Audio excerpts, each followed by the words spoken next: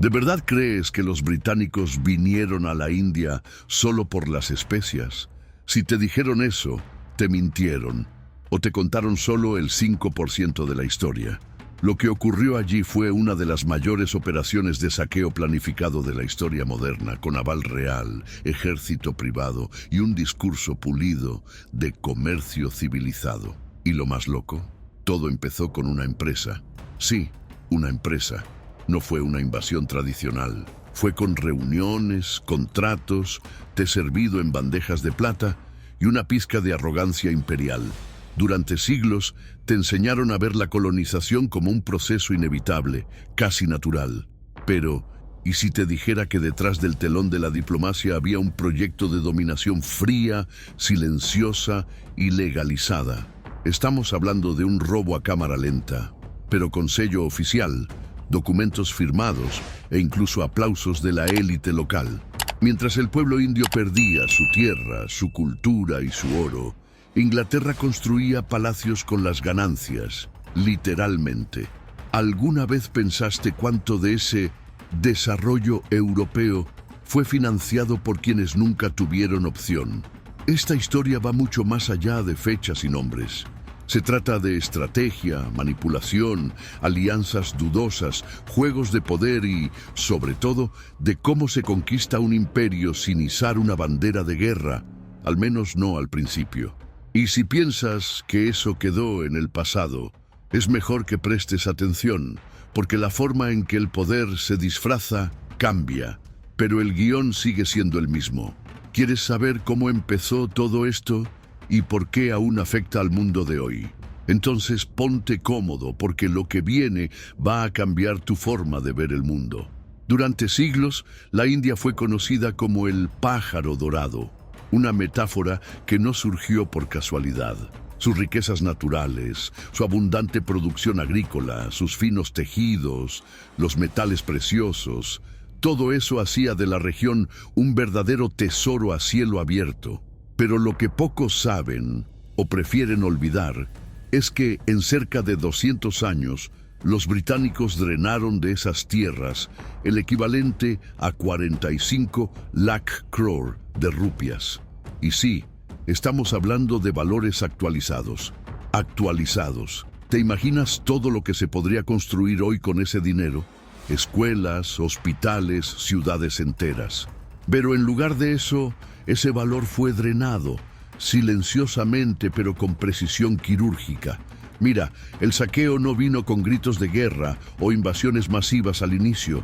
Fue, antes que nada, un robo burocrático, disfrazado de civilización. El sistema fiscal británico, por ejemplo, fue hecho a la medida para quitarle al campesino hasta el último grano de arroz. Y cuando no podía pagar, llegaba la policía colonial, fría, implacable. Era como ver a alguien perder su casa por una deuda impagable. Solo que la casa era un país entero. Si vives en un país con impuestos altos y servicios públicos precarios, tal vez estés viendo esta película otra vez, solo que con otros nombres y personajes. Y no fue solo el dinero, Se llevaron manuscritos, obras de arte, tecnología de la época e incluso semillas raras. Tomaron el conocimiento, le pusieron nombre inglés, lo patentaron y luego lo vendieron al mundo como si fueran los inventores. Un ejemplo emblemático es el del algodón indio. Antes de la dominación, el algodón de Dhaka era mundialmente famoso. Después de la colonización, esos mismos tejidos pasaron a producirse en Inglaterra y se vendían de vuelta a los propios indios. ¿No te recuerda a algunas startups actuales que redescubren soluciones milenarias y las venden como innovación?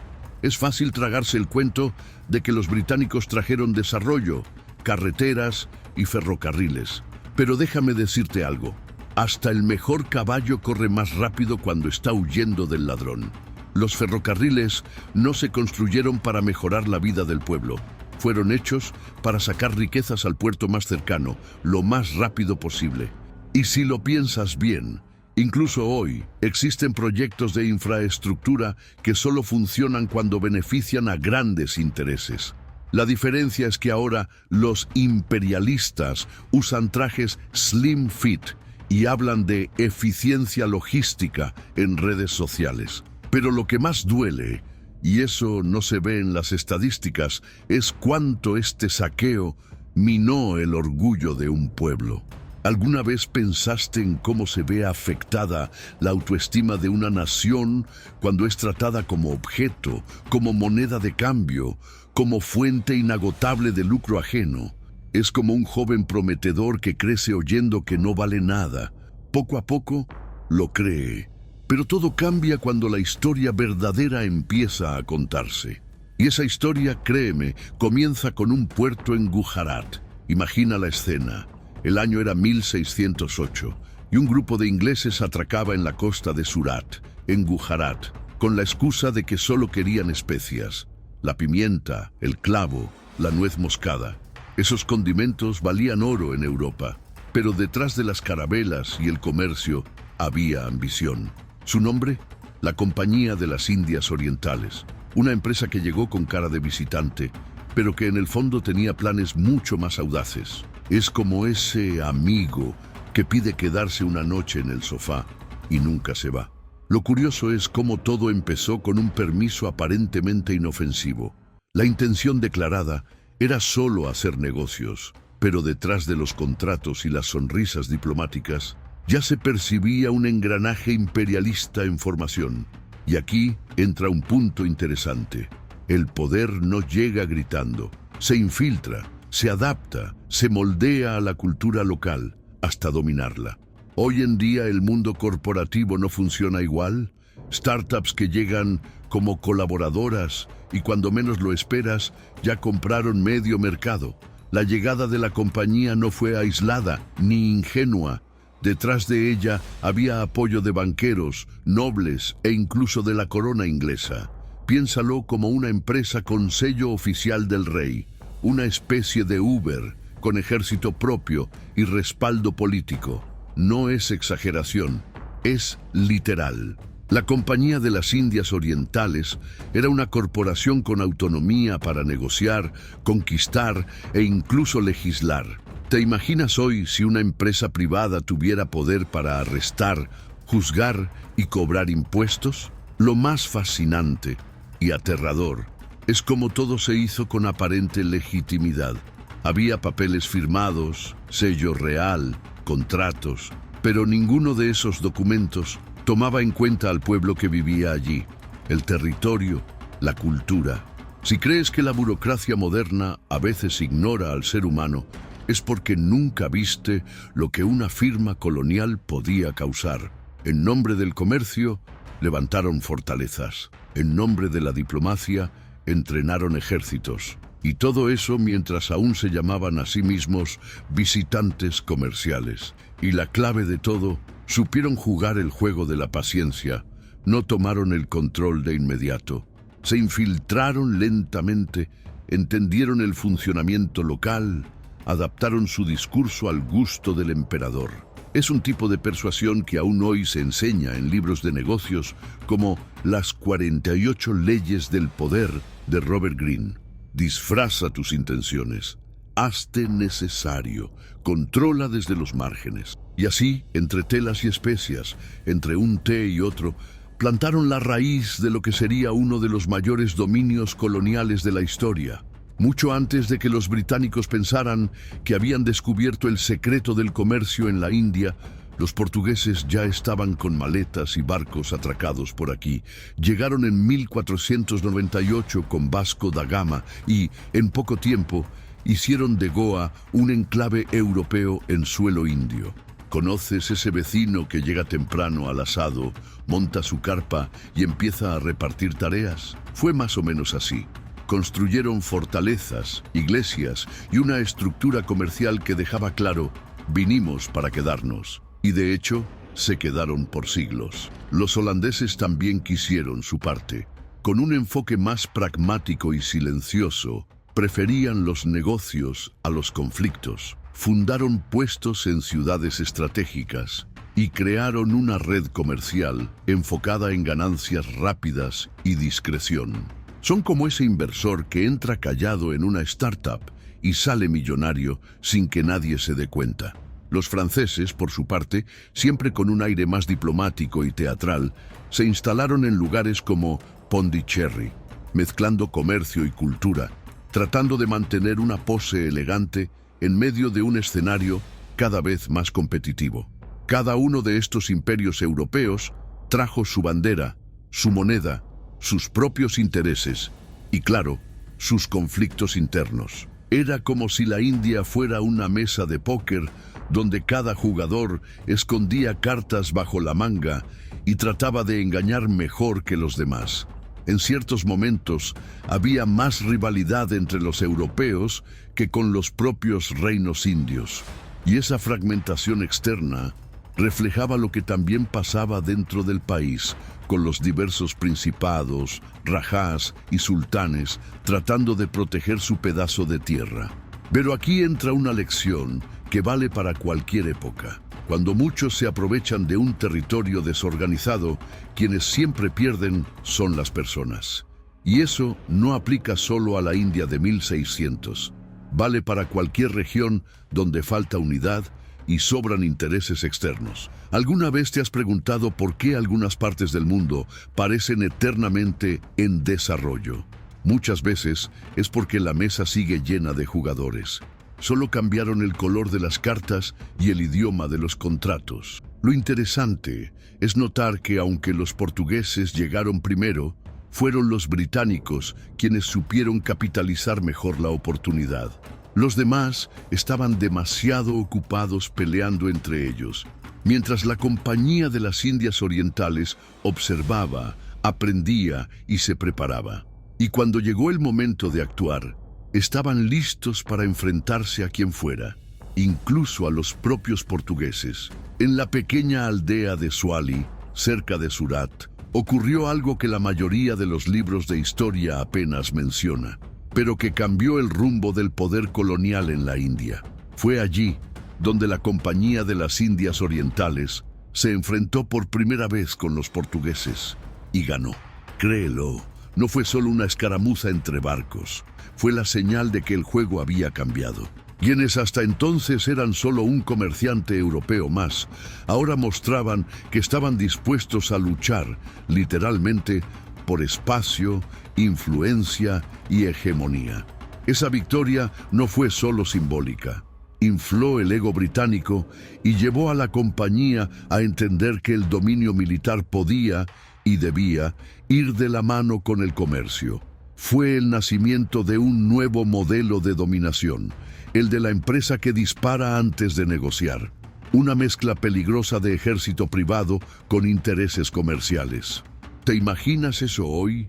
¿Una empresa privada haciendo guerra por acceso a mercados? Pues bien, en esa época no era ficción, era estrategia de expansión. Con la sangre portuguesa aún secándose en los barcos, los británicos se dieron cuenta de que la fuerza podía abrir puertas que ninguna diplomacia podía abrir. Y desde entonces comenzaron a invertir no solo en flotas, sino en armamento, entrenamiento militar y alianzas estratégicas. Era como si Amazon tuviera hoy su propia marina de guerra. Aterrador, ¿no? Pero eficaz. Ese enfoque agresivo se convirtió en el modelo estándar de operación y con el tiempo se volvió normal. Como quien se acostumbra al ruido y ya ni lo nota. Claro, los demás imperios europeos se mantuvieron atentos, pero la verdad es que, después de la victoria en Swali, la Compañía de las Indias Orientales ganó algo que ningún otro competidor había conquistado hasta entonces: el monopolio de la osadía. Y la osadía, amigo mío, cuando viene acompañada de poder de fuego, lo cambia todo. La India comenzó a entender que esa empresa inglesa era mucho más de lo que aparentaba. Era una potencia vestida de comerciante, una especie de lobo con traje y contrato en mano. Esa batalla aislada fue, en la práctica, el inicio de una secuencia de eventos que transformaría a la compañía en una fuerza imperial. Y como todo imperio, entendieron rápidamente que el siguiente paso ya no era vencer a competidores europeos, sino doblegar a quienes mandaban dentro de la India. Después de las primeras batallas ganadas, la Compañía de las Indias Orientales se dio cuenta de que no bastaba con tener armas, hacía falta tener permiso. Y ahí es donde entra en escena el Imperio Mogol, con toda su pompa, riqueza y burocracia. El primer enviado británico fue William Hawkins, quien intentó negociar directamente con el emperador Jahangir, pero el plan fracasó. Hawkins, a pesar de hablar persa con fluidez y ser carismático, no logró lo que buscaba. El trono mogol era demasiado astuto como para caer en el encanto del primer europeo que apareciera. Entonces entró en escena Sir Thomas Roe, un diplomático británico que sabía jugar a largo plazo. A diferencia de Hawkins, Roe entendía que en el ajedrez político indio, la prisa era sinónimo de derrota. Se presentó con regalos, estudió las costumbres de la corte, respetó las tradiciones y esperó. Su enfoque fue casi psicológico. En lugar de rogar por favores, se hizo necesario. Un movimiento digno de los manuales de negociación más modernos, como Cómo ganar amigos e influir sobre las personas de Dale Carnegie. Lo curioso es que, mientras Roe servía té al emperador y participaba en recitales, la compañía se organizaba en las sombras. No se trataba solo de diplomacia, sino de una estrategia completa. El permiso comercial que obtuvieron no era una mera licencia. Otorgaba legitimidad a las actividades de la compañía. Con él en mano, los británicos dejaron de ser intrusos extranjeros para convertirse en socios autorizados. Un simple cambio de palabras que alteraría por completo el curso de la historia. Este tipo de juego político aún se repite hoy en las relaciones entre multinacionales y gobiernos. ¿Ya notaste cómo las empresas tecnológicas buscan aprobación en mercados emergentes antes de expandirse? Pues sí, la lógica es la misma. Nada como un sello oficial para transformar intereses privados en acciones incuestionables. Thomas Roe lo entendió a la perfección y al ganarse la confianza de Jahangir, abrió las puertas para una nueva fase del colonialismo británico. Con el permiso asegurado, lo que antes era solo comercio empezó a echar raíces. La compañía ahora podía circular con más libertad, establecer puestos comerciales y negociar con autoridades locales con menos obstáculos. Solo que tanta libertad, sin límites claros, siempre lleva al siguiente paso. Y adivina qué decidieron hacer después. Una vez, con el aval del Imperio Mogol en el bolsillo, la Compañía de las Indias Orientales pasó a la acción con la elegancia de quien ya tiene el terreno preparado. Empezaron a clavar banderas en puntos estratégicos, estableciendo sus llamadas factorías, que en la práctica eran centros de comercio, puestos fortificados y núcleos de influencia. Surat, Agra, Patna y sobre todo Bengala fueron elegidas con precisión quirúrgica. Cada lugar era pensado como una pieza de dominó. Si una caía, abriría camino para la siguiente. La factoría de Qasim Bazar, fundada en 1658, es un ejemplo brillante de cómo una operación comercial puede convertirse en un núcleo de dominación silenciosa. Qasim Bazar no era solo una gran tienda, era un centro de almacenamiento, de negociación y, claro, de vigilancia sobre las costumbres locales. Por allí pasaban productos, personas, información y, lo más peligroso, estrategias. Hoy en día, eso recuerda bastante a los centros logísticos de gigantes como Amazon o Alibaba. El objetivo: controlar la cadena, el flujo y la narrativa. Estas factorías eran más que depósitos. Eran símbolos de presencia británica en tierra extranjera. Y para mantenerlas funcionando, contrataban locales, creaban pequeñas milicias, establecían acuerdos con gobernantes regionales. Así, lo que parecía ser solo comercio, en realidad era política pura. Es la vieja técnica del pie en la puerta. Se empieza con un galpón y se termina con una bandera ondeando. Si alguna vez viste barrios enteros transformarse después de la llegada de una gran cadena de supermercados, sabes de qué estoy hablando. La gran jugada de la compañía fue entender que la fuerza no siempre tenía que venir con la espada. A veces venía con el contrato. Cada nueva factoría era como plantar una semilla colonial que con el tiempo florecía en influencia territorial. No necesitaban dominarlo todo de una vez. Bastaba con controlar los puntos de salida, los centros de intercambio. Es como en el ajedrez. No se gana capturando al rey directamente, sino tomando posiciones hasta que el jaque mate sea inevitable. Y ahí entra un detalle que pocos perciben. Mientras todos pensaban que la compañía solo vendía telas y compraba especias, en realidad estaban rediseñando el mapa del poder. Y ese mapa solo tenía sentido porque ya estaban mirando el siguiente paso: intercambiar influencia económica por autoridad política.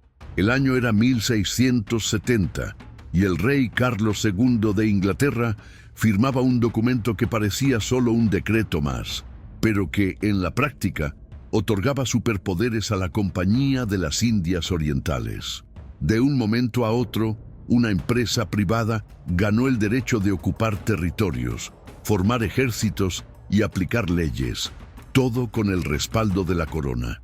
No era solo una licencia para vender telas y especias, era una carta blanca para mandar y desmandar a su antojo. ¿Te imaginas hoy una empresa de logística con autorización para declarar la guerra? Ese momento marcó un giro brutal en la lógica del comercio colonial. La compañía dejó de ser una mera intermediaria y se convirtió en un estado paralelo. Con ese nuevo estatus, comenzó a actuar con la confianza de un gobierno, pero sin la responsabilidad de uno. Es decir, no había constitución, no había parlamento, era el lucro por encima de todo. Un ejemplo moderno sería una gigante tecnológica con poder para encarcelar a usuarios que no siguen sus términos de uso. Parece absurdo, pero eso fue exactamente lo que empezó a pasar en la India del siglo XVII. Con ejércitos propios, jueces particulares y leyes a medida, la compañía transformó sus puestos comerciales en pequeños reinos. Y créeme, muchos gobernantes locales aceptaron eso a cambio de promesas vacías o acuerdos ventajosos. Es la vieja táctica del dominador sonriente. Te da una moneda de oro con una mano mientras esconde el contrato de servidumbre con la otra. ¿Un paralelo actual? Esas asociaciones irresistibles, donde el pequeño comerciante entrega todo a cambio de exposición. Lo interesante es ver cómo ese poder político se adquirió sin revolución, sin golpe, sin elección. Todo se hizo dentro del marco institucional británico. El rey firmó, la empresa actuó, el mundo cambió, y eso deja una lección poderosa. Cuando la estructura lo permite, el abuso no necesita ser violento, puede ser legal. Y cuando el lucro es el único criterio, cualquier frontera ética se vuelve negociable. Un ejemplo claro de cómo el papel, cuando está bien firmado, pesa más que cualquier espada. Ahora, con poder político en sus manos, la compañía ya no necesitaba pedir permiso. Podía dictar reglas, redibujar acuerdos y cobrar impuestos. Solo le faltaba una cosa: transformar ese poder formal en dominio territorial.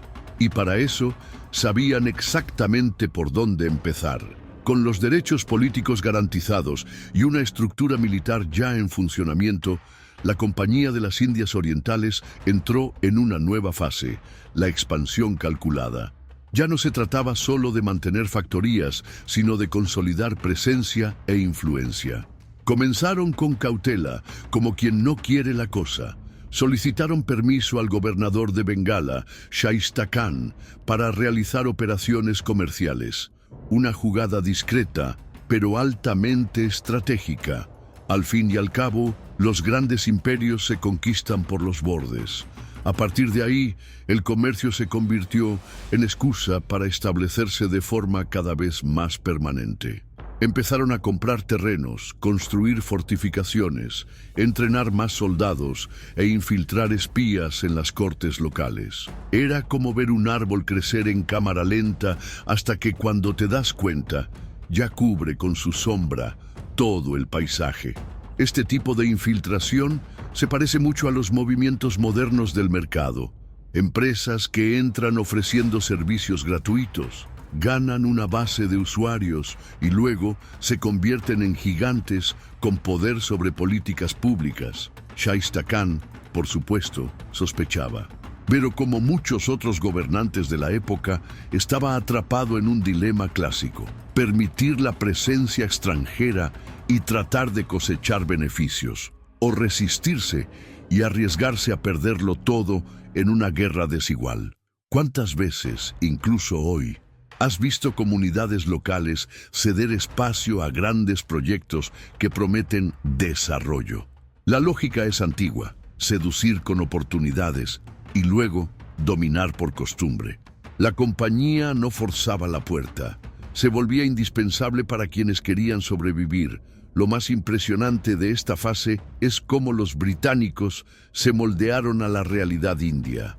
Aprendieron los idiomas locales, adoptaron prácticas culturales, se casaron con mujeres de la nobleza, todo para parecer menos extranjeros. Pero detrás del telón, el objetivo era claro: control total. Es una técnica de infiltración social que, si se estudiara hoy, podría estar en un manual de espionaje o en un curso avanzado de geopolítica empresarial. Dominar sin parecer dominador.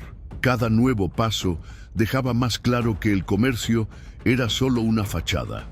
La verdadera mercancía de la compañía era el poder. Y con Bengala como punto de partida, los británicos empezaron a trazar planes mucho más ambiciosos. Porque en el fondo, su sueño nunca fue vender especias, fue gobernar todo un subcontinente. Ahora que ya conoces los bastidores de esta historia, y no la versión edulcorada de los libros de texto, dime, ¿cuántas veces has visto este mismo guión repetirse con otros trajes, otros idiomas, otros intereses? Porque sí, el colonialismo no se acabó, solo cambió de nombre.